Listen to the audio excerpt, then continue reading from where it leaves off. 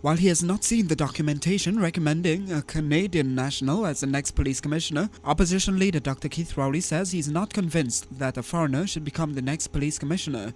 I would have to be convinced that there's a good reason why we at this stage in our development have to go abroad for a commissioner of police, and it will take a lot of convincing for me to support a foreign commissioner, and the caucus will meet on the matter.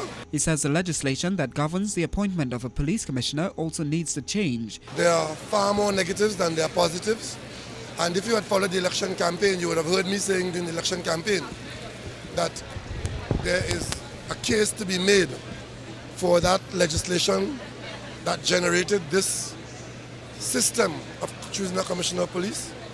It is too cumbersome, it is too drawn out, it is insincere. He says the legislation is cumbersome and was only created for opposition support. It is clumsy, it's unwieldy, it's cumbersome, and it has resulted in the opposite of what it was meant to do. I think it has to be revisited very quickly. I would like to see it repealed and replaced with something more effective. And on the Jack Warner dual role issue, Dr. Rowley says his issue wasn't specifically about Warner. It was not about Mr. Warner. It was about a member of the cabinet. The Code of Ethics didn't apply to Mr. Warner. It was drawn up for a member of the cabinet. It only in this case applied to the Warner situation because he happened to have been in that situation. He says, however, that the code of ethics used in the legal opinions were old codes, while he used the newer codes that were prepared after 1988. I raised the matter.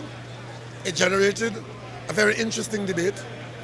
I saw a number of legal opinions, virtually, I think all of which relate to the section 20 of the old Code of Ethics, none of which identified the new Code of Ethics.